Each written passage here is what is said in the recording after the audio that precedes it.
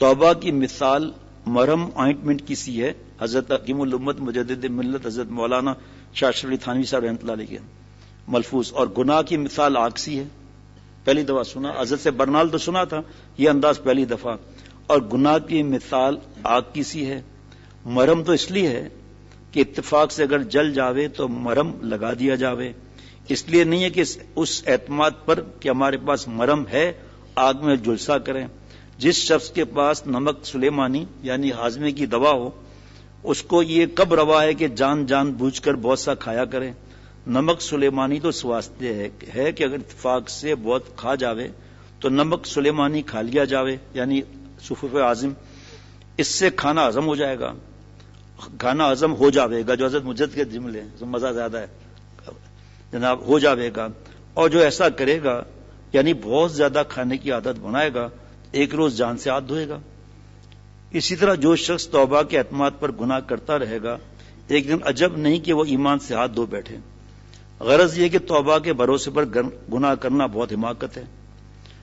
اب دیکھیے دوسرا ملفوظ اچھل پڑیں گے, میں دوبارہ پڑھ رہا ہوں, ہاں یہ بھی بتا دوں آپ کو. میں فرمایا کہ میں آپ کو خوف اللہ کا کہ جس سے تمام اعمال درست ہو جاتے ہیں, گناہ چھوٹ جاتے ہیں, کہ حاصل ہونے کا طریقہ بتلاتا ہوں. وہ طریقہ گویا ایک گر ہے, ٹیکنک ہے. جہاں میں نے رک کر ایک حضرت والا پیارے شیخ کی بات سنائی تھی رحمۃ اللہ علیہ کی, کہ ایک آدمی نماز پڑھنے جاتا تھا تو ایک بدماش اس گلی میں تھا جو اس کو پٹک دیتا تھا, مسجد نہیں جانے دیتا تھا. اللہ کی شان, اس کی دعائیں, اللہ کی مدد. ایک پہلوان وہاں گیا تو اس نے پہلوان سے 2-3 دن میں سلام دعا کر کے اپنا بتایا, کہ آپ آ جاؤ میرے گھر میں, ایک کمرہ ہمارا الگ ہے, میں آپ کو ٹیکنک سکھاؤں گا, آپ سے 80 کلو بھی زیادہ ہوگا اس کو آپ گرا دیں گے, لیکن شرط ہے. کہا جی آپ حکم کرو بھائی, کیا شرط ہے, میری نمازیں نہیں ہو رہی نا مسجد میں. کا شرط یہ ہے کہ آپ بادام اینڈ پستہ دودھ کے اندر اور اصلی گھی اور سلاجید, یہ میں خامخواہ بڑھا رہا ہوں, سلاجید نہیں کہا تھا, اور سلاجید اور اصلی گھی اور بالائی ملا کر پیئیں گے 2 گلاس صبح شام رات. کہ تو ہم کر لیں گے. کہا لیکن زہر نہیں کھانا ہے, آپ ہار جاؤ گے. کہ یہ مشکل لگتا ہے گناہ چھوڑنا, نعوذ باللہ. ایسا ہی ہے, یہ بیان کرنا وغیرہ سب مزہ آتا ہے, گناہ چھوڑنے میں تکلیف ہوتی ہے. حضرت مجدد فرماتے ہیں رحمۃ اللہ علیہ کہ 2 وجہ سے آدمی اصلاح نہیں کراتا. نمبر 1 کہ شیخ مجھے حقیر سمجھے گا, انا للہ پڑھنا چاہیے نا, میرے کو حقیر سمجھے گا, وہ تو حرام ہے. نمبر 2 میرا شیخ کسی کو بتا دے گا, ملفوظات میں لکھا ہوا ہے یہ, شیخ بتا دے گا کسی کو, بتاؤ جو کسی کا عیب بتائے گا قیامت کے دن جب وہ چاہے گا میرے عیب چھپائے جائیں, اللہ اس کے عیب ظاہر کر دیں گے. یہ شیخ سے اس نے زن ہے تمہارا, اس نے زن پر تو سب کچھ ملتا ہے, تم تو بدگمان ہو شیخ سے. یہ لکھا ہوا ہے میرے پاس, پرچے کا فوٹو اسٹیٹ بھی ہے, وہ اس میں جو ہوتا ہے وہ ہے میرے پاس. یہ اصلاح اس لیے 2 وجہ سے آدمی نہیں کراتے, حضرت مجدد نے فرمایا. اور ایک لاہور میں بزرگ نے فرمایا تھا کہ آج کل لوگ اصلاح کیوں نہیں کراتے, مجھے نہیں معلوم. فرمایا کہ پہلے ہمارے وقت میں ہم سب چھوٹے تھے تو بڑوں سے اصلاح کراتے تھے, آج اس دور میں سب بڑے ہیں, جب بڑے ہیں تو اصلاح کس سے کرائیں گے, چھوٹے سے کیسے اصلاح کرائیں گے, جب خود بڑے ہیں تو چھوٹے سے کیسے اصلاح کرائیں گے. کیا گر بتایا ہے نا. اصلاح تو وہ کراتا ہے جس کو اللہ تعالیٰ کو خوش کرنے کی فکر ہو.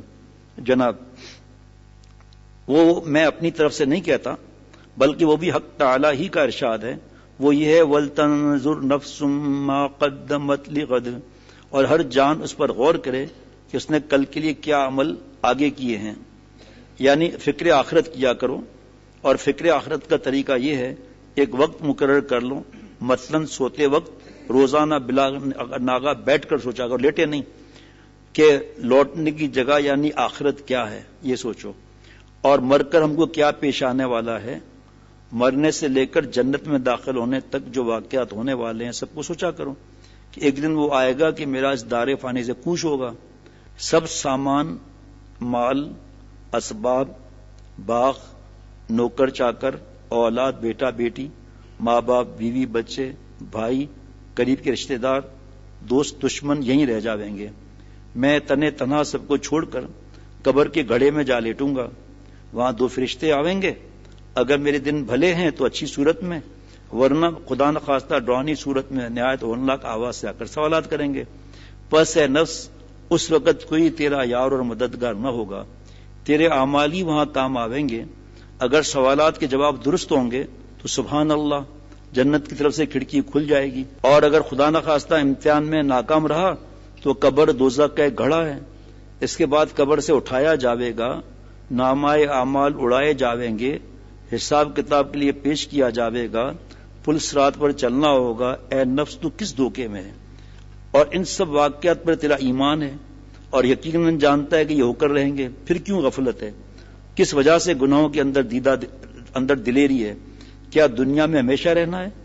اے نفس تو ہی اپنا غم خوار بن, اگر تو اپنی غم خواری نہ کرے گا تو تجھ سے زیادہ کون تیرا خیر خواہ ہوگا. اس طرح دیکھیں جو ملفوظ لکھا ہے وہ بتا رہا ہوں, لیکن پھر حضرت کی نصیحت الگ بتاؤں گا.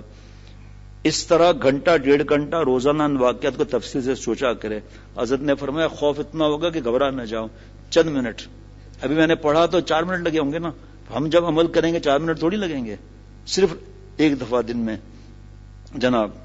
پھر شیخ سے پوچھ لیں کہ مجھے کوئی اثر نہیں پڑتا کہ بھئی زیادہ پڑھوں تو مجھے ٹینشن وغیرہ کچھ نہیں ہوگا, تو شیخ دفعہ اور بڑھا دے گا. جناب میں دعوے سے, مجدد کا دعویٰ ہے, میں دعویٰ سے کہتا ہوں کہ انشاءاللہ چندی روز کے بعد دیکھو گے کہ خوف پیدا ہو گیا اللہ کا, اور خوف پیدا ہونے کے بعد آپ کو ماضی سے توبہ کی فکر ہوگی اور آئندہ کے لیے اطاعت کی توفیق ہوگی. اس وقت آپ کو مشاہدہ ہوگا, سمجھے, کس چیز کا؟ اتقوا اللہ, اللہ سے ڈرو. پھر کیسے اصلاح اعمال اور یہ چیزیں کیسے پھر مرتب ہو گئے, پہلے کیوں نہیں مرتب تھے یہ؟